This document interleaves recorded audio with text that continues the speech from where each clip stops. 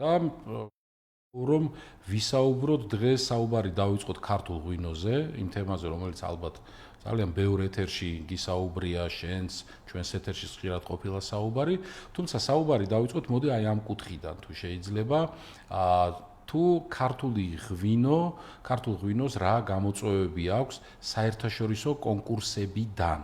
ოღონდ სანამ დავიწყებთ საუბარს, ვიტყვი რომ ჩვენი გადაცემის ხარდამჭერი არის პრემიუმ კრაფტ ლუდი ტაატი, გვეხმარება იმაში რომ ეს გადაცემა არსებობდეს და მადლობა მას ამისათვის. დავიწყოთ მოდი საუბარი რა გამოწვევების წინაშე დგას ქართული ღვინო საერთაშორისო კონკურსებში. ქართული ღვინოები უკვე 2021 წლიდან აქტუალურად ძალიან ხშირად მონაწილეობენ სხვადასხვა საერთაშორისო კონკურსებში. ეს არის Berlin Wine Trophy, დეკანტერი თუ სხვა. და თვითონ მე ვიცი პოზიცია დეგუსტატორების, როდესაც მეც ჩავდივარ ხოლმე როგორც ჟიურის წევრი კონკურსზე, ყოველთვის მეკითხებიან, ხომ არ გაქვს თან ჩამოტანილი ქვევრის ღვინო. ჩვენ სტატისტიკური მონაცემების შემდეგია, რომ საკმაოდ ბევრ მედალს ვიღებთ ყოველწლიურად. ეს არის ვერცხლი, ოქრო, დიდი ოქრო. და ყველას ალბათ აინტერესებს ძირითადი კითხვა. რა ტიპის კატეგორიის და რომელი ღვინოები სარგებლობენ მაღალი რეიტინგით. პირველ რიგში ეს გახლავთ ქვევრის ღვინო. უდიდესია ინტერესი ქვევრის ღვინის მიმართ. ანუ დაინტერესების თვალსაზრისით პირველი რიგი? კი, იმიტომ რომ ეს არის აბსოლუტურად განსხვავებული პროდუქტი. ევროპის ბაზრისთვის, იგივე ამერიკის ბაზრისთვის და ნებისმიერი სხვა ქვეყნის ბაზრისთვის. შემდგომ ეს არის საფერავი. იმიტომ რომ საფერავი არის ისეთი დიდარი შედგენილობის, სხეულიანი, არომატული, კომპლექსური, მდიდარი გემოთი, რომ ძალიან ხშირად თუ მას პირველად აგემოვნებს, თუნდაც ღვინის კონოისერი ან ღვინის დეგუსტატორი, პროფესიონალი სომელიე, განცვირფრებული თვალებითაც კი მიყურებს ხოლმე, რომ შესანიშნავია, არაჩვეულებრივია. იმიტომ იშვიათად მოიძებნება ისეთი ჯიშები, რომელიც მსგავსი ტიპის მდიდარი შედგენილობის ღვინოს იძლევა, როგორც არის საფერავი. ეს ორი პროდუქტი დღეს თავისი პოპულარობით ლიდერობს. თუმცა, აქვე მინდა ხაზი გაუსვა, რომ ჩვენ ვართ ქვეყანა, რომელსაც 525 ენდემური ვაზის ჯიში გვქონდა ისტორიულად, დღევანდელი მდგომარეობით უმეტესი ნაწილი შენარჩუნებულია და აი იშვიათი ჯიშის ღვინოები, რომელიც შეიძლება ბევრ ქართულსაც არ კონდეს დაგემოვნებული, მსოფლიოს ღვინის კონოისერისთვის ეს არის აღმოჩენა. ახალი გემო, ახალი არომატი, ახალი შეგრძნება და ამ კუთხითაც ძალიან დიდია ინტერესი. მაგალითად, ჩხავერი ოჯალეში, ხო? მანიცის თუნდაც ბრიტანელი სომელიებს, როდესაც ხვდები მანიცის თითქმის ყველა მსოფლიო მევენახეობის რეგიონი დაუგემოვნებია უამრავი ღვინო, მაგრამ აი ჩვენი იშვიათი ჯიშები მათთვის სიახლეა და ამაზედაც ინტერესი არის ძალიან. ხო, ეს ენდემური ჯიშებია, ანუ რომელიც მარტივენით რო ვთქვათ, ანუ მხოლოდ ქართული ჯიში, ესე რო ვთქვათ, ენდემური, ანუ ისტორიულად და შესაბამისად განსხვავებულობა საინტერესო არის. ძალიან საინტერესოა რომ და კარგია რომ ინტერესი ესეთი მაღალი ხარისხის არსებობს იმასთან დაკავშირებით, რაც ბუნებრივად, მოდი ესე ვთქვათ, ისტორიამ მოგვიტანა და ჩვენმა ვიტყოდი ესე ჩვენმა წინაპრებმა ესე დავარქვა თუ შეიძლება ან რაღაც ბუნებამ დაგვამადლა ის რომ დაგვაფერთხა ის კალთა რომ ეს ისტორიულად ასე ვთქვათ ეს ენდემური ჯიშები გვაქვს. მოდი ახლა მეორე მხრიდან თუ შეიძლება შენი გამოცდილებიდან გამომდინარე ვისაუბროთ. შენ იმავდროულად ხარ ქართული ღვინის გილდიის თანადამფუძნებელი, ხო? ანუ გარდა იმისა რომ მხოლოდ პროფესიულად როგორც ენოლოგი არ საქმიანო, არამედ კარგად იცი კომერციული მხარეც, ესე ვთქვათ, ქართულ ღვინოსთან მიმართებაში. მოდი ვთქვათ ახლა ამ გადმოსახედიდანაც, ხო, ანუ ერთის მხრივ ინტერესი არის საკმაოდ მაღალი, ხო, სომელიებში, დეგუსტატორებში, ენოლოგებში, ასე შემდეგ, და მეორეს მხრივ, მოდი ეს რამდენად არის ასახული კომერციულ წარმატებაში ქართული ღვინის იმ ევროპულ ბაზრებზე, სადაც შენ ხშირად ჩადიხარ, მათ შორის როგორც კონკურსის ჟიურის წევრი. კი ბატონო, ბოლო დროინდელი მდგომარეობა ესეთია, რომ საკმაოდ შემცირდა დაბალფასიანი და დაბალხარისხიანი ღვინოების მოხმარება და შესაბამისად გაყიდვის მაჩვენებლები შედარებით უფრო პოპულარული გახდა ტოპ კატეგორიის რეზერვები, მაღალი ხარისხის ღვინოები წიფე მარკეტებზე, აი მეიჩერ მარკეტს რასაც ეძახიან, ну მაგალითისთვის როგორც არის დიდი ბრიტანეთი, ხო? რომელიც ჩვენთვის სამიზნე ბაზარია. კი, სამიზნე ბაზარია და დღეს დღევანდელ თანამედროვე ღვინის კონოისერს მომხმარებელს ან ღვინის მოყვარულს ურჩევნია გადაიხადოს უფრო მეტი და შეიძინოს თუნდაც ერთი ბოთლი ღვინო, რადგან მან სრული სიამოვნება მიიღოს ღვინის ხარისხი. და ამ გამოიწვია ეს ტენდენცია, იმიტომ რომ ძალიან ბევრი ისწავლეს ღვინის შესახებ. რეალურად ჩვენ გვიჭირს ღვინის ხარისხის შეფასება და კარგი და ცუდი ღვინის ურთიერთგარჩევა. ჩვენ ანუ ქართველებს ხო? მაგრამ მოდით დავუბრუნდეთ ევროპის კონტინენტზე. ევროპული მოსახლეობა ძალიან კარგად ერკვევა. და ცოდნის ამაღლებამ, გემოვნების განვითარებამ, თუნდაც ფინანსურმა მდგომარეობამ გამოიწვია გემოვნების დახვეწა და ჩვენ ახლა უნდა გავიგოთ, რომ ჩვენ ვერ ვიქნებით რაოდენობაზე ორიენტირებული ქვეყანა. ჩვენ უნდა ვიყოთ ხარისხზე ორიენტირებული ქვეყანა და არა დავუშვათ რაღაცა ციფრი ვასახელოთ, რომ მაინდა-მაინც უნდა ეს ციფრი გავზარდოთ და ბევრი ღვინო ვაწარმოოთ წლიურად, არამედ უნდა ვიყოთ ორიენტირებული მაღალი ხარისხის ღვინოების წარმოებაზე. და აქვე ვიტყოდით, ღვინო ღვინის სამშობლოდან უნდა იყოს მხოლოდ მაღალი ხარისხი. საინტერესოა, ნახეთ, რაღაც მოლოდინი არსებობს, ტრადიციული ღვინო ღვინის სამშობლოდან. ხო, და როცა ესეთი ისტორია გიმაგრებს ზურგს და ხარ ღვინის სამშობლოდან, ბუნებრივია, ჩდება კითხვა, რომ უბრალოდ კითხვა არ უნდა ჩდებოდეს მის ხარისხთან დაკავშირებით და პირიქით, რაც შენ ახლა მოყევი, გამოდის, რომ ძალიან ხელსაყრელი და კარგი დროა ის ტენდენციები სამომხმარებლო, რაც არის ევროპის ბაზარზე, რომ თვითონ უკვე კარგად განათლდა მომხმარებელი და ეძიება და იძიებს ხარისხიან ღვინოს და უნდა კარგი შეთავაზება, რომელიც არაკლია მსოფლიოს სხვა მევენახეობის და მეღვინეობის ქვეყნებიდან, აი საქართველოსაც უჩნდება კარგი შანსი, როგორც ხვდები, ხო, შენი ასე ვთქვათ დაკვირვებიდან. მოდი თუ შეიძლება ახლა სარეკლამო ჭრა გვიწევს და რომ დავუბრუნდებით, აი ეს კითხვა დავტოვოთ ეთერში და ამითი გავაგრძელოთ საუბარს. ახლა რა ჭირდება საქართველოს მევენახეობას, მეღვინეობას, რომ ეს ნიშა კარგად მოირგოს, ესე ვთქვათ და ის ღვინის სამშობლოდან წარმატებით მიაწოდოს, მოდი ევროპელ მომხმარებელს. აი შენი დაკვირვება და შენი პარალელები სხვა იმ ევროპულ ან სხვა მსოფლიოს მეღვინეობის ქვეყნებიდან ისინი რას აკეთებენ ისეც, რაც ჩვენ შეგვიძლია წარმატებით გადმოვიღოთ, ან ჩვენი რაღაც უნიკალური მოდელი და შეთავაზება გავაკეთოთ, იმისთვის რომ წარმატებული იყოს ქართული ღვინო კომერციული თვალსაზრისითაც. ეხლა ჩვენი დრო არის ნამდვილად, იმიტომ რომ თანამედროვე ბაზრის ტენდენციები ამას გვიჩვენებს. და რა გვჭირდება ჩვენ იმისთვის, რომ წარმატებული ვიყოთ მსოფლიო ბაზარზე. თუ შეიძლება ეს არეკლამო ჭრა მოგვიწია ახლა და აი ეს შენი ეს თავარი ასე ვთქვათ აზრი შევინახოთ და დაუბრუნდეთ ინტრიგა დავტოვოთ ცოტა ეთერში და დაუბრუნდეთ სარეკლამო ჭრის შემდეგ.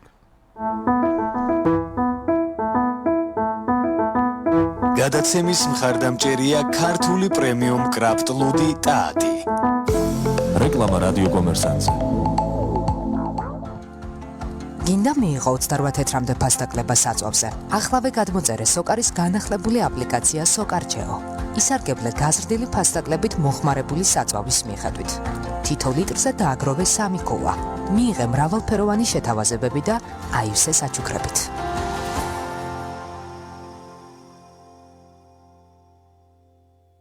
New Hospital's ენდოსკოპიის ცენტრის გამოცდილი სპეციალისტები მაღალ ტექნოლოგიური აპარატურის გამოყენებით ატარებენ სადიაგნოსტიკო და სამკურნალო პროცედურებს: გასტროსკოპიას, კოლონოსკოპიას, ბრონქოსკოპიას და ამიერკავკასიაში მხოლოდ New Hospital's-ში. წვრილი ნაწლავის ენდოკაფსულარულ კვლევას. ჩასაწერად დაგვიკავშირდით 2 190 190. მრავალპროფილური კლინიკა New Hospital's-ი. კრწანისის ქუჩა ნომერი 12. კომპანია Sun Motors-ი გთავაზობთ იდეალურ არჩევანს თქვენი ავტომობილებისთვის. უმაღლესი ხარისხის ევროპულ აკუმულატორებს და საავტომობილო ზეთებს, საცალო და საბითუმო ფასებში. შეიძინეთ თქვენთვის კარგად ნაცნობი ყინვაგამძლე ზუბრი და პოლონური ბრენდი ზაპი. სასიამოვნო სიახლე Sun Motors-ში. შეუკვეთეთ სახლიდან გაუსვლელად თქვენთვის სასურველი პროდუქცია და ისარგებლეთ ადგილზე მიტანის სერვისით. მისამართები: წერეთლის 73A. ისნის მეტროს მიმდებარე ტერიტორია. შეშელიძის 30 გლდანში და აღმაშენებლის ხეივანი ნომერი 46. ტელეფონი 0322 43 25 25. კომპანია Sun Motors. ხარისხის 26 წელი. World Logistics-ი საუკეთესო ფასებითა და პირობებით. იმპორტი ჩინეთიდან. World Logistics-ი საკუთარი მანქანებით იზრუნებს შერეული ტვირთების ტრანსპორტირებაზე ჩინეთიდან საქართველოს მიმართულებით. 20-25 დღეში. დამატებითი ინფორმაციისთვის მოგმართეთ მეილზე info@worldlog.gr ან დაგვიკავშირდით ნომერზე 511 29 11 11. World Logistics-ი უსაფრთხოება და ვადების ზუსტი დაცვა. უნიკალური შანსი საქართველოში ნომერ პირველი ესთეტიკის სასწავლო ცენტრ ლოტუსისგან. მათ ვინც იმერეთსა და აჭარის რეგიონში ცხოვრობთ, გსურთ დაეუფლოთ ლაზეროთერაპევტის პროფესიას და ვერ ახერხებთ სასწავლებლად დედაქალაქში ჩამოსვლას, ლოტუსი გაძლევთ უნიკალურ შანსს. სულ რაღაც 2 კვირაში თქვენსავე რეგიონში შეისწავლოთ მოთხოვნადი პროფესია. მიიღოთ ISO ხარისხის სტანდარტის შესაბამისი სერტიფიკატი და დასაქმდეთ მარტივად. დაწვრილებითი ინფორმაციისთვის დაგვირეკეთ 0322 9383. ლოტუსი, ჩვენ ვსრდით პროფესიონალებს. შენი თმა შენი ისტორიის ნაწილია. ძნელია შეელიო იმას, რაც შენია. შეგიძლია დაიბრუნო ის, რაც დაკარგე. დეამედი, თმის აღდგენის ხელოვნება. შექმენი შენი ახალი ისტორია. პროფესორ დეა პაპასკირთან ერთად. ბერბუგის 8. ტელეფონი 591 50 90 90.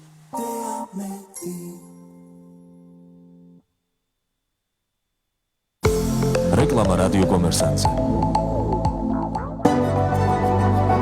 ბრენდი საქართველო. ლევან კობერიძესთან ერთად.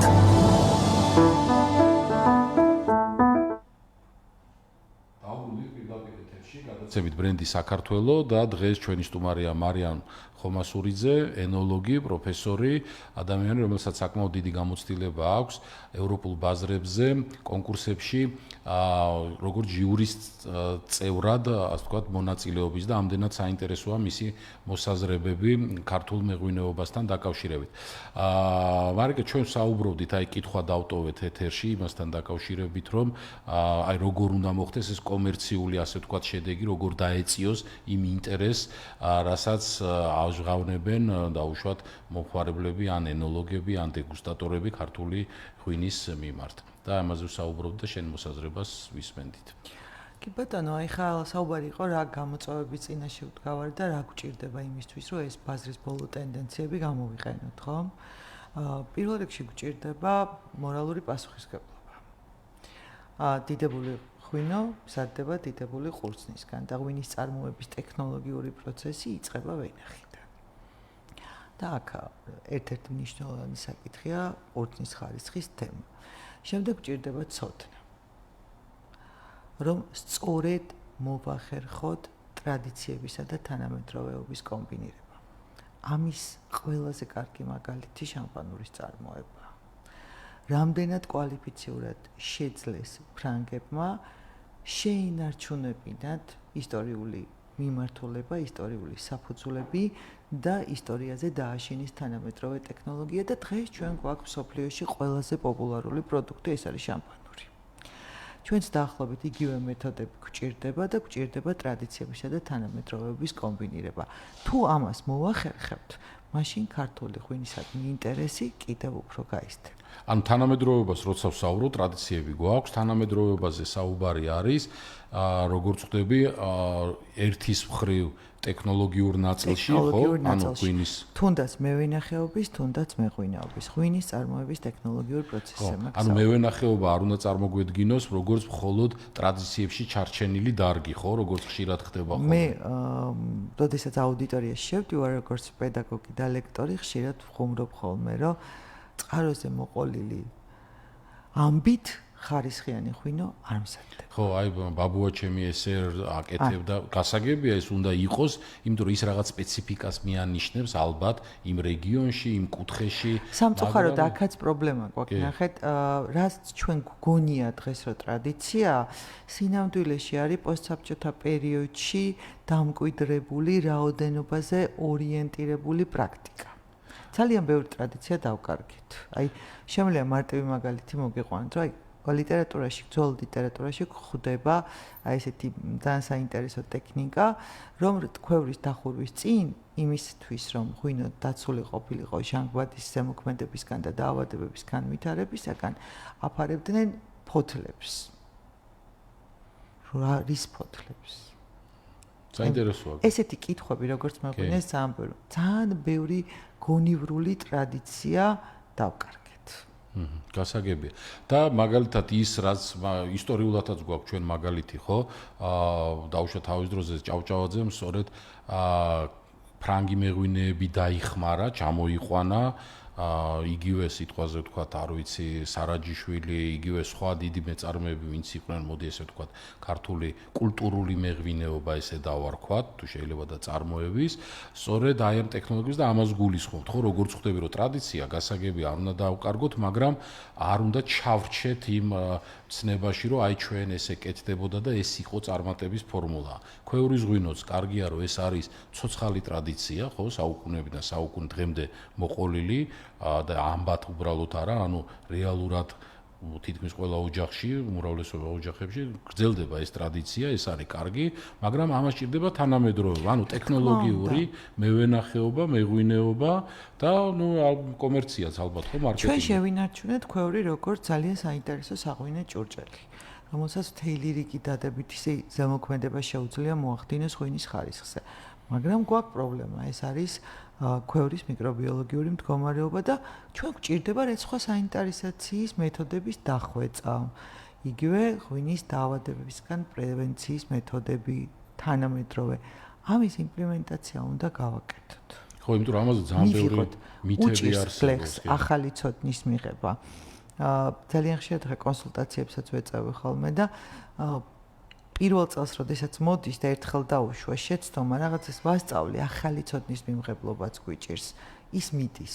მაგრამ ჩემ პრაქტიკიდან გამომდინარე, მეორე წელს თუ არა, მესამე წელს ბრუნდება. ისე იმდენი პრობლემების შემხვდა, რომ მოდი აი ხა ყველაფერს დაგიჯერებ.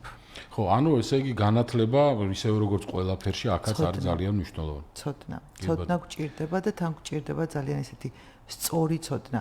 დღეს ზედაპირული ცოდნით ვერ გავალთ ფონს. ეს არის მთავარი პრობლემა. და მარგა მე ამ ხრივ რო შევხედოთ, რა მდგომარეობა გვაქვს ვენახებთან მიმართებაში. აი აქ რა გამოწვევების წინაშე დგას დარგი, იმიტომ რომ მევენახეობა, რავი, მაგალითად საფრანგეთის მთელი ღვინის ინდუსტრია რეალურად აი ჯაჭვი, რომელთაც იქმნება საბოლოო პროდუქტი, ერთ-ერთი ყველაზე მთავარი დასაყრდენი მევენახეობაა და მევენახეები არიან, ხო?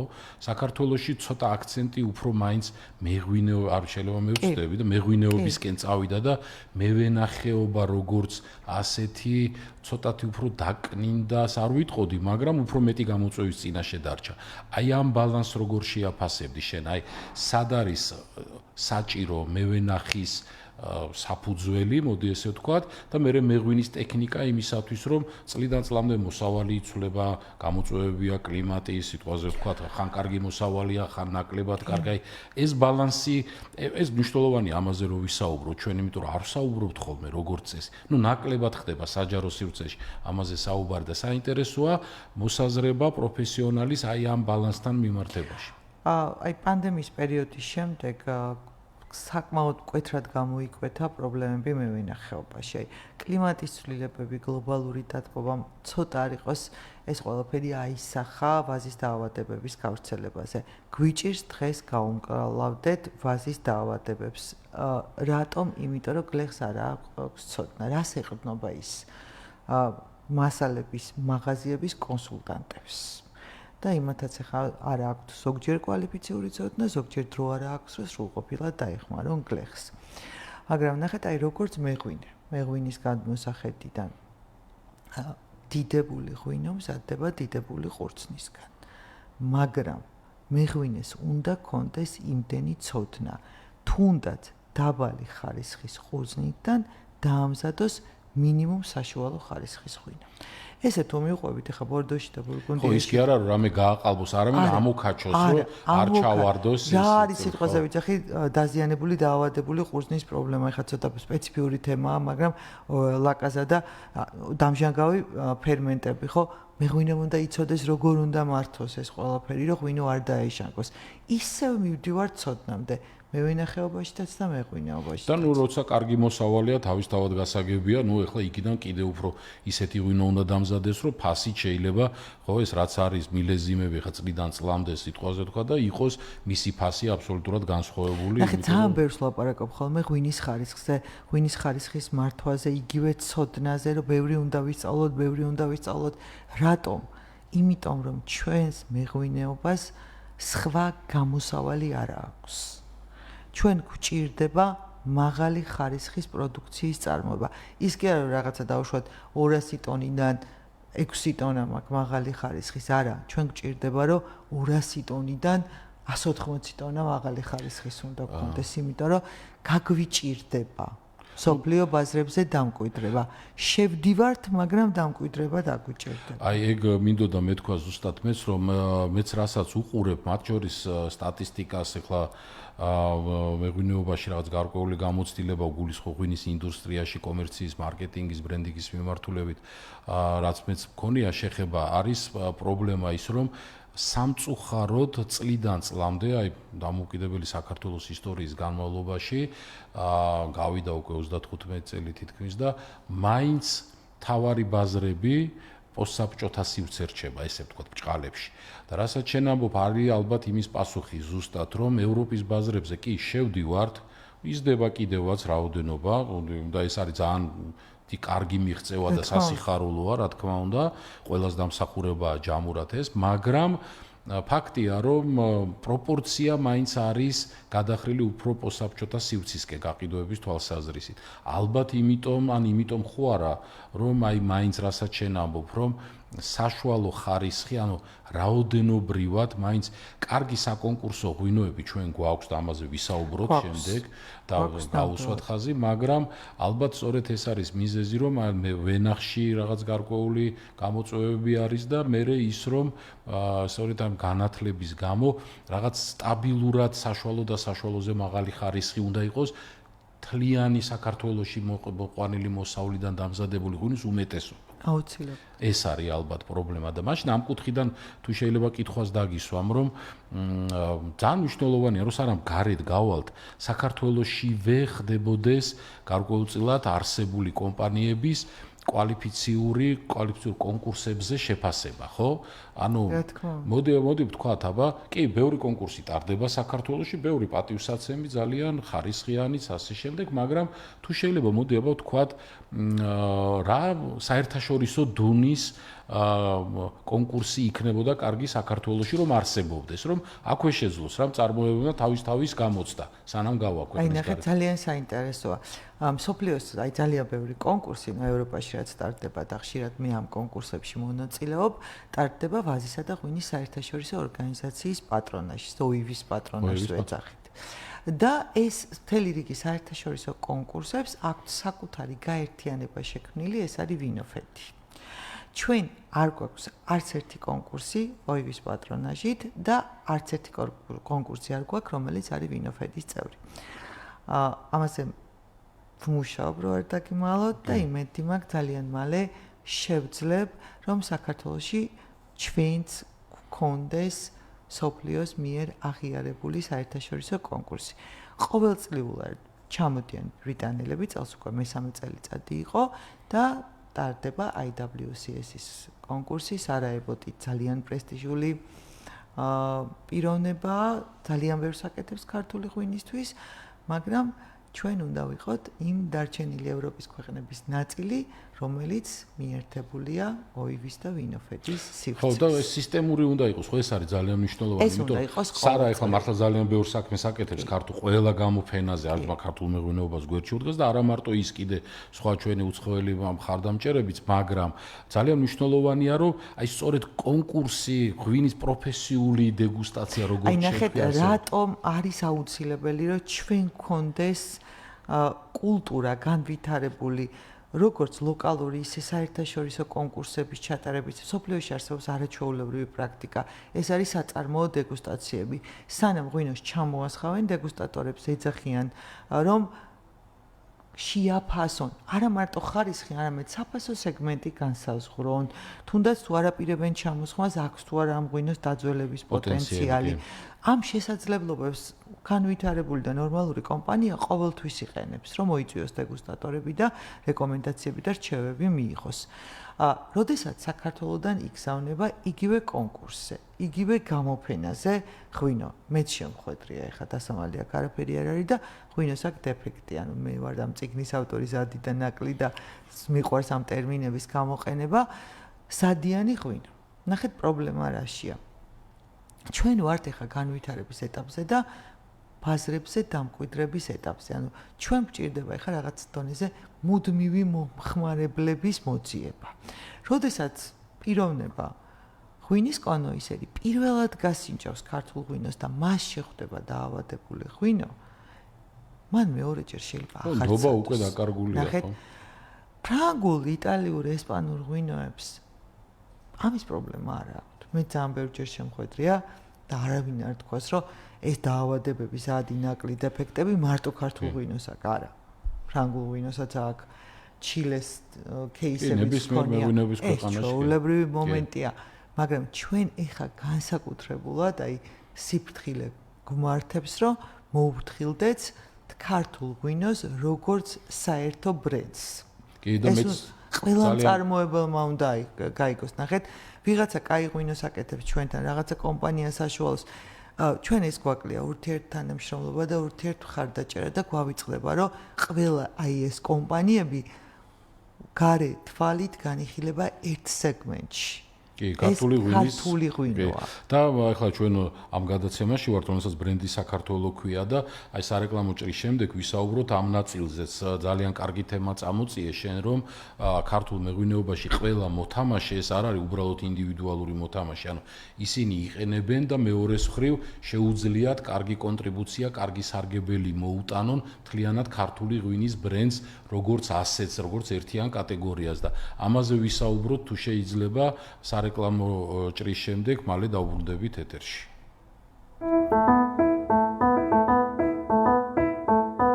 გადაცემის მხარდამჭერია ქართული პრემიუმ კრაფტ ლუდი ტაატი. რეკლამა რადიო კომერსანტზე.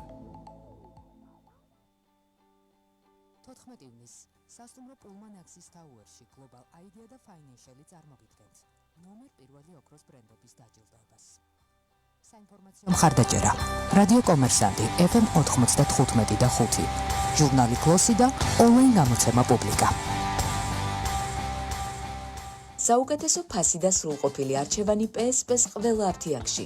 მედიკამენტები, საკვები დანამატები, თავისმოვლის პირის ღრუს და ბავშვის პროდუქტები. ყველაფერი, რაც თქვენს ჯანმრთელობას და სილამაზეს სჭირდება. PSP, ჩემი ოჯახის აფთიაქი. Toyota ცენტრ თბილისში საგაზაფხულო აქცია გრძელდება. ისარგებლეთ 15%-იანი ფასდაკლებით აკუმულატორებზე. შეხვდით ზაფხულს მომზადებული Toyota ცენტრ თბილისთან ერთად. სერვისის დასაჯავშნად დაგვიკავშირდით 2511 252 2022 ან გვეწვიეთ მისამართზე დავით აღმაშენებლის 116. Toyota ცენტრ თბილისში საგაზაფხულო აქცია გრძელდება. ისარგებლე 25%-იანი ფასდაკლებით ძრავის ზეთსა და ფილტრებზე. შეხვდით გაზაფხულს მომზადებული Toyota ცენტრ თბილისთან ერთად. სერვისის დასაჯავშნად დაგვიკავშირდით 2511 252 2022 ან გვეწვიეთ მისამართზე დავით აღმაშენებლის 116. სილკპოსტი სახმელეთო ამანათების საქართველოში. გამოიწერეთ ამანათები ჩვენთან და ისარგებლეთ სწრაფი სერვისითა და ბიუჯეტური ფასებით. დარეგისტრირდით. ჩვენი ვებგვერდის მისამართია: www.silkpost.g. 14 ივნის გვეწვიეთ სეზონის გახსნის საღამოზე განახლებულ ფულბარში და გახდით დაუვიწყარი თავგადასავლის ნაწილი სასტუმრო ჯორჯია პალასთან ერთად. აქ გელოდება ცოცხალი მუსიკა, კოქტეილის ცეცხლოვანი შოუ და უამრავი სიურპრიზი. შეიქმნით შესანიშნავი განწყობა მზის ქვიშისა და ოქროსფერი მოგონებების ფონზე, რომელიც დიდხანს გაყვებათ. შთაგონებით თქვენი ზაფხული აქ არის. დეტალებზე დაგვიკავშირდით 224 00. რეკლამა რადიო კომერსანტზე. ბრენდის საქართველო. ლევან კობერიძესთან ერთად.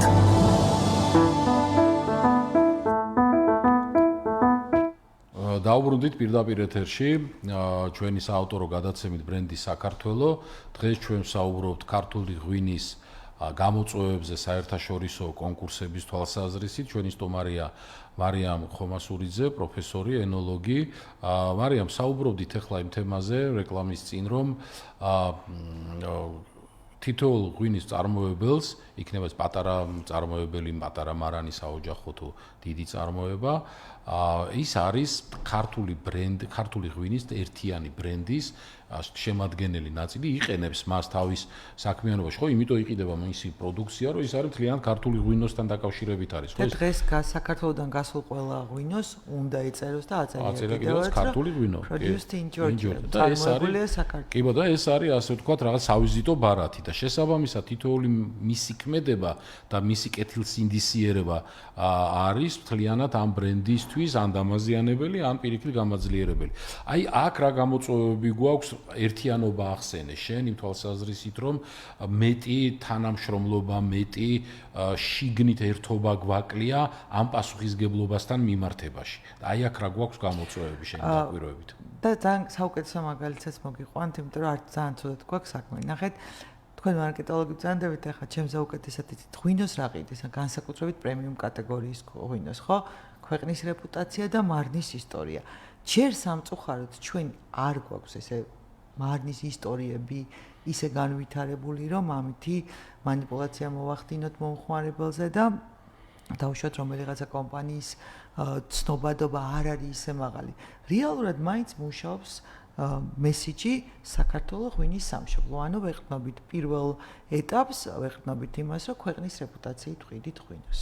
ეს არის უდიდესი პასუხისმგებლობა. ეხლა მართლა გაყიდვებზე და ფინანსურ შემოსავალზე ხო არ არის რა. შენ აკეთებ იმას, რასაც შენი წინაპარი მთელი 8000 წლის განმავლობაში აკეთებ და მორალური პასუხისმგებლობაა და თან რა ისტორიულ პოლიტიკურ გარემოში. ხო, საქართველოს ისტორიას თუ გადავხედავთ, მართლა უდიდესი პასუხისმგებლობა. აი ეხლა პასუხისმგებლობაზე გამახსენდა დღეს დამირეკეს და მთხოვეს, რომ გელათის აკადემიაში რამოდენიმე ლექცია ჩამეტარებინა, ეს იცით რა მხოლოდ პასუხისმგებლობა იყო ჩემთვის. თითოეულმა ჩვენთაგანმა უნდა ვიგრძნოთ, როგორც მომხმარებელმა, ისე მწარმოებელმა, რა გვერგო ჩვენი წინაპრებისგან. და უნდა გავაცნობიეროთ ის, რომ მსოფლიო ბაზარზე ქართული ღვინო ჯერჯერობით ხვდება ერთი ნიშნის ქვეშ. ეს არის წარმოებულია საქართველოში. და ერთმანეთს კი ნუ დავაზიანებთ, როგორც მეწარმეები, არამედ ხელი შეუწყოთ მეწარმეებს. აი, ურთიერთ თანამშრომლობის მხოლოდ ერთადერთი მაგალითი მახსენდება და მინდა რომ აღნიშნო, ეს არის ბოლნისელი მეღვინეები. ხო, ბოლნისის მეღვინეების თემა ძალიან საინტერესო კეისია. 2018 წლიდან მე მათთან თანამშრომლობ, მუშაობ, ვამაყობ იმითი, რომ მათი ბევრი ღვინის წარმატებაში მეც მიმღია, როგორც ტექნოლოგიურ ნაწილში, ისე წამიღია საზღვარგარეთაც და ძალიან ახლო ურთიერთობაში ვიმყოფები. ისინი ერთმანეთს ძალიან ეხმარებიან. განსაკუთრებით ხა დიდი კომპანიების სხვა თემაა. აი რაში გამოიხატება ეს თუ შეიძლება რომ აი ტექნიკურ მხარეში, ვენახში, ფიზიკური ძალით, აპარატურის ყველაფერში. ყველაფერში. თვითორგანიზებულები არიან. თვითორგანიზებულები არიან და ერთმანეთს უდგანენ მხარში. ძალიან კარგი მაგალითია. შეგვიძლია განვახორციელოთ. აი გურიაში ვიყავი, ზუსტად ეროვნული სააგენტოს დაფინანსებით ლექციებს ვატარებდი და აი ზუსტად ეს მაგალითი მოუყარე იქაურ მევენახეებს და მეღვინეებს. რაღაცა გაერთიანება გააკეთეთ, სტრუქტურულად ჩამოყალიბდით, რომ ერთმანეთს დაეხმაროთ. მექანიზმი შეიქმნა მექანიზმი ფიზიკურად არსებული ფესილიტის, ანუ შესაძლებლობების ფარგლებში, ცოდნის ფარგლებში ეს ძალიან მნიშვნელოვანია დღეს ჩვენთვის. კომპანიებისთვისაც მნიშვნელოვანია და განსაკუთრებით მცირე და საშუალო მარნებისთვის. კარგი მაგალითი იყო, რაც მოიყვანე ბოლნისის და ნამდვილად ამის ტირაჟირება თუ მოხდება ძალიან კარგი იქნება, ამას ინსტრუმენტები ჭირდება შესაბამისად. აქაც ისტორია გვიშლის ხელს, აი იყო საუბარი რაღაცა კომუნების შექმნაზე, მოსახლეობა კოლმეურნეობასთან არ უნდა რაღაც გაერთიანებების შექმნა, მაგრამ ნუ ხა კოლმეურნეობა და კომუნა შეიძლება ქონებით იყვნენ გაერთიანებული, მაგრამ რაღაც სხვა ფორმა უნდა მოუძებნოთ ურთიერთთანამშრომლობის, რომ რაღაცნაირად ერთიანად ვიზრუნოთ ღვინის ხარისხს. გინდათ კონსორციუმი დავარქვათ, არ ვიცი რა ხა. ანუ გარეთ წარმატება, მოდი ესე რომ ვთქვათ, მათ შორის ძალიან მნიშვნელოვნად დამოკიდებული არის შიგნით ერთობაზე, ანუ ერთად მუშაობაზე და ზრუნვაზე იმ ქართული ღვინის თემაზე. მაგრამ აქ გადმოსახედიდან ერთი მინდა კითხო. შენ ახლა ძალიან დიდი გამოცდილება გაქვს ამ კონკურსებში მონაწილეობის და აი ეგრეთ წოდებული პარკერის სისტემით რო ავიღოთ, ხო? არ ვიცი ხა მსმენელისთვის ვიტყვი, რომ პარკერის სისტემა არის ღვინის პროფესიული შეფასების ერთ-ერთი ყველაზე ცნობილი, ესე ვიტყოდი, სხვა სისტემებიც არსებობს სისტემა და იქ ძალიან პრესტიჟულია, როცა შენ 90 ქულაზე ზემოთ 100 ქულამდე იღებ დაუშვათ პარკერის შეფასებას. თუ კიდევ შეიძლება შენ რაღაც დაამატო, ან შემისწორო, თუ მე რაღაცა არასწორად განმარტე, მაგრამ უბილატელისთვის მოდი ეს ვთქვათ, ანუ პარკერის სისტემით არის ძალიან მნიშვნელოვანი შეფასების სისტემა. აი ქართული ღვინოები ძალიან მოდი ესე ვიტყოდი კანტიკუნტად გვხვდება ამ სისტემაში. ეს შეიძლება ჩემი აზრია, ყოველ შემთხვევაში მე რასაც უყურებ ღვინის მედიას, ან კონკურსებს, ასე შემდეგ, მაგრამ რაღაც დიდი ტალღა რომ მოდი ესე ვთქვათ, რომ ქართული მწარმოებლების ან მარნების ძალიან საკმაოდ მნიშვნელოვანი სოლიდური ნაწილი უკვე ხვდებოდეს პარკერის სისტემის შეფასებებში, ეს ცოტა გულდასაწყვეტი მეჩვენება ჩემთვის, როგორც ერთი ადამიანის, რომელიც გულშემატკივარია ქართული ღვინის. აი ამ თემაზე შე რა შეგიძლია რომ გვითხრა ამ სისტემასთან მიმართებაში, ან იქნებ რამე სხვა გვაქვს დასაიმედებელი და ეს გაგვიმხილო და დაგვაიმედო. კი ბატონო, ცოტა, ანუ ღვინოები, რომელიც მაღალი რეიტინგით სარგებლობენ და აქვთ ოქრო და დიდი ოქრო, იგივე პარკერი, იგივე თუნდაც ოივის ჩვენი შეფასების სისტემა გვაქვს და რეგულაცია გვაქვს მთლიანად გაწერილი, როგორ ხდება დეგუსტაციის დაგეგმვა, ორგანიზება, შეფასება, მედლების გაცემა და ასე შემდეგ. და ნებისმიერი დეგუსტატორი, რომელიც მიჩვეულია ამ სისტემას, უკვე აღარ უჭირს ამ სისტემით მუშაობა.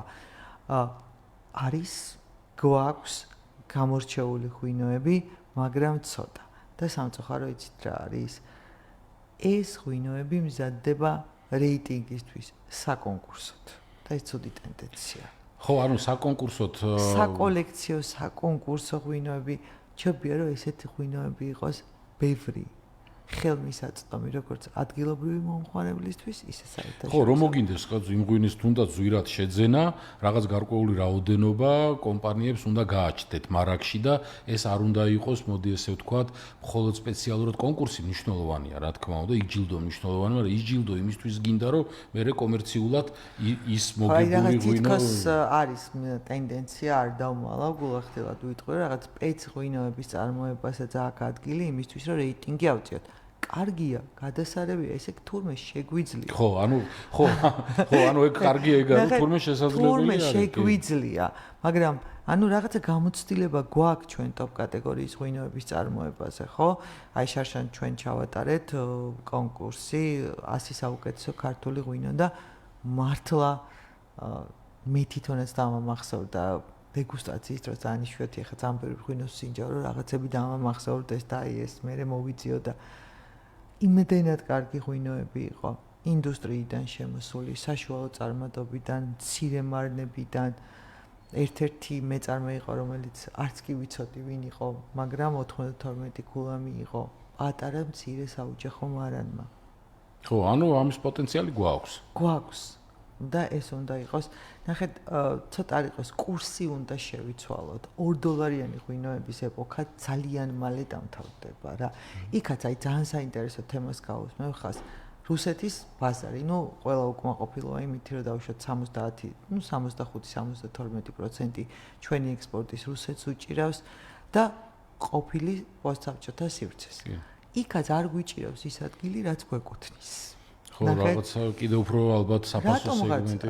ხო, მაღალი ტოპ კატეგორიის ღვინოების პოზიციონირებას უფრო მეტად საფრანგეთი და იტალია აკეთებს, ხო? აქაც უნდა შევიდეთ.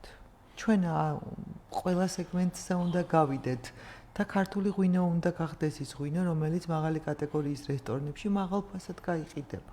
ხო, ეს გამოწვევა მარკეტინგულად და კომერციულად ნამდვილად აქვს ქართულ მეღვინეობას, რომ თუნდაც იმ ყველაზე პოსტსაბჭოთა სივრცის წარმატებულ ბაზარზეც კი სამწუხაროდ კარგი ხარისხის ფრანგულ რესტორანში იშვიათად შეხვდები, რომ ქართული ღვინოც იყო. აი, კიდევ არის ერთი ძალიან მნიშვნელოვანი მომენტი, ავიღოთ ახლა იშვიათი რომელიმე ჯიშის, თუნდაც ოჯალეში ან ჩხავერი ან არ ვიცი, ნებისმიერი. ვიღაცამ არ იცის რა ღვინო, არ იცის რა ჯიშია, როგორია, აინტერესებს. ნახეთ, პირველად ყიდულობს პროდუქტს. ენდობა წარმოებულია საქართველოში. მისთვის ეს მოგზაურობა, ღვინის პროფესიონალისთვის ეს არის აღმოჩენა. შესაბამისად, ჩვენ ესეთი იშვიათი ჯიშები ისეთი უნდა გავიტანოთ ბაზარზე, რომ სრულიად აღქმადი იყოს ტერუარისა და ვაზის ჯიშის უნიკალობა. და ის ინტერესი გადაზარდოს კიდევ უფრო მერე, მოდი ესე ვიტყოდი, ისეთ ნაბიჯებში და ლოიალობაში, ერთგულებაში ქართული აი ამ ჯიშების მიმართ და იმის სურვილში, რომ მოუყვეს სხვასაც, ხო, როგორი საინტერესო რამ გასინჯა და ნახეთ, აი თქვენთვის ახლა ცნობილი არის, ძალიან ბევრი ცნობილი კომპანია მუშაობს განსაკუთრებით მაღალ ალკოჰოლური სასმელებში, შამპანურში, სახლის სტილის შენარჩუნებაზე. ეს ცალკე თემა არის. რატომ არ დაკარგოს მუდმივი მომხმარებელი? ჩვენ ახლა გვჭირდება მოვიზიდოთ მუდმივი მომხმარებელი, ამისთვის გვჭირდება რომ ვაჩვენოთ ჩვენი ღვინოების უნიკალობა, ტერუარის უნიკალობა, ჯიშური თავისებურებები, ეს უნდა წამოვწიოთ. ჯიშური არომატი, ჯიშური გემო, ხასიათი და ასე შემდეგ. ეს უნდა ვაჩვენოთ. ჩვენ ვართ ეტაპზე, რომ ეხლა შევიძინოთ მუდმივი მომხმარებლები და მე უკვე გადავალთ შემდგომ ეტაპზე. კი ბატონო, ძალიან საინტერესოა და მაშინ გადაცემა დასასრულისკენ მიემართება, იწურება ჩვენი დრო და პირობა მინდა რომ ჩამოგართვა, რომ ერთი კარგი საერთაშორისო კონკურსი არა როგორც ჟიურის წევრი ქვეყნის გარეთ, სადაც შენ დადიხარ და რა თქმა უნდა ეს ძალიან კარგია მთლიანად ინდუსტრიის, რომ ჩვენ გვყავს ადამიანები, შენი სახით, შენი კოლეგები, კიდევ სხვები, რომლებიც აქ ქვეყნიდან გადიან და მონაწილეობას იღებენ ქვეყნის გარეთ, როგორც ჟიურის წევრები, როგორც პროფესიონალები და იქიდან კიდე პლუს უფრო გამდიდრებული, ასე ვთქვათ, გამოცდილები და ცოდნით გვიბრუნდებით, მაგრამ პირობას როგორც დავკვირდი წინა ბლოგში, რომ ერთი კარგი საერთაშორისო პროფესიონალური კონკურსი დეგუსტაციის შემომყვანი იქნები საქართველოში, იმიტომ რომ ეს ინდუსტრიისთვის არის მნიშვნელოვანი. ვეცდებით და მუშაობთ. კი ბატონო, კარგით. და მაშინ გადაცემის მიწურულს თუ შეიძლება რომ მოდი ესე ვთქვათ, ჩვენ ამ გადაცემაში ყოველთვის ვცდილობთ რომ ადამიანებს დავანახოთ ოპტიმიზმი, რომ ქართულ მეღვინეობას იქნება თუ ნებისმიერ სხვა დარგს, რასაც ვეხებით, თლიანად ჩვენი ქვეყნის ბრენდისთვის რამდენად მნიშვნელობის, როგორი მნიშვნელობის არის, ნახე ქართულ ღვინოზე ისედაც გასაგებია, რომ თავისთავად გადაჯაჭვულია ეს ორი თემა, საქართველოს ქართული ღვინის გარეშე წარმოუდგენელია, მაგრამ მინდა გთხოვო შენი მიმართვა, მოკლე თავარი სათქმელი უთხრა იმ ადამიანებს, ვინც არიან, მოდი ეს ვთქვათ, ვინც აკეთებს ქართულ ღვინოს, ვინც აწარმოებს, ვინც მევენახეა, აი იმ ახალგაზრდებს, რომლებიც ან ეხლა ეზიარებიან, ან უკვე ჩართულები არიან ამ თემაში, აი რაღაც შენგან დანახული ოპტიმიზმის, ასე ვთქვათ, ფანჯარა დაგვანახე თუ შეიძლება ევროპულ დიდ ოჯახში ქართული ღვინის. ჩვენ ძალიან დიდი პოტენციალი გვაქვს. ძალიან დიდი პოტენციალი გვაქვს. ძალიან დიდი ინტერესია ჩვენი ღვინოების მიმართ. მაგრამ ჩვენ აქ გვჭირდება ეხა მეტი პასუხისმგებლობა და გვჭირდება მეტი საერთაშორისო გამოცდილების მიღება. თუნდაც კომპანიებმა უნდა იზრუნონ საკუთარი მეღვინის თანამშრომლის, თუნდაც ლაბორანტის მუდმივ განვითარებაზე. მეღვინეობა არის სფერო, რომელიც მუდმივად დინამიურ განვითარებაში იმყოფება. ვიღაცამ რაღაცა რო 10 წლის წინ ისწავლა, ის უკვე აღარ მუშაობს. იმიტომ კი არა, რომ ის მეღვინე ცუდია, იმ მეღვინეს მუდმივი განვითარება ჭირდება და განვითარებაში ხელი უნდა შეუწყოს დამსაქმებელმა. და აი ამაზე უნდა ვიფიქროთ ძალიან ბევრი. ხოლო ქართულ მომხმარებლებს ვეთყოდი, რომ ცოტა მეტად დავინტერესდეთ და ვისწავლოთ ღვინის ცნობა. სირცხვილია. ღვინის ქვეყანაში უნდა იყოს ღვინის მოხმარების მაღალი კულტურა. და ეს ძალიან კარგი, აი ბოლო ნაწილი პასაჟი განსაკუთრებით, იმიტომ რომ მართლა კი, მოდი ერთმანეთს შემოუძახოთ ცოტა და უთხრათ ის რომ ჩვენ თვითონ ქართველებს გვაკლია ღვინის ცოდნა და მართლა კარგი იქნება თუ უფრო მეტად განათლებული ვიქნებით, მოდი ესე ვთქვათ ამ საკითხში რა. ძალიან დიდი მადლობა. დღევანდელი ჩვენი გადაცემის მაინც კიდევ ერთხელ ვიტყვი მხარდამჭერი არის პრემიუმ ქართული კრაფტ ლუდი ტაატი და მეღვინეობო აგერ ქართულმა ლუდმა აქაც გაჯობათ, არ ვიცი, სპონსორები არიან ჩვენი გადაცემის, აი ღვინოზე ვსაუბრობ და გვერდს გვიმშვენებს ესეთი ასევე ძალიან კარგი პროდუქტი ქართული ლუდი, რომელზეც მერე გვექნება ჩვენ აუცილებლად საუბარი, არანაკლებ საინტერესო პროდუქტია, მაგრამ ქართული ღვინო ყოველთვის არის და იქნება რაღაც ის გენეტიკური ნაწილი, ხო, ჩვენი და შესაბამისად მე მარიკას ამ მოწოდებას რომ უფრო მეტად ვისწავლოთ ქართული ღვინო, აი ორივე ხელით მხარს უჭერდა, ვიტყოდი რომ ალბათ თავარი ლეიტმოტივი უნდა იყოს დღევანდელი გადაცემის. მადლობა მარიკა ჩვენს გადაცემაში სტუმრობისთვის. უღრმესი მადლობა თქვენც.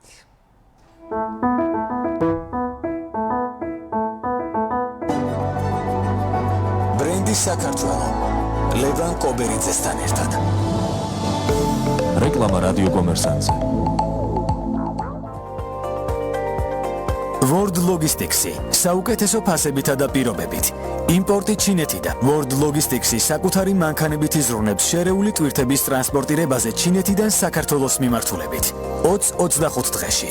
დამატებითი ინფორმაციისთვის მოგმართეთ მეილზე info@worldlog.gr ან დაგვიკავშირდით ნომერზე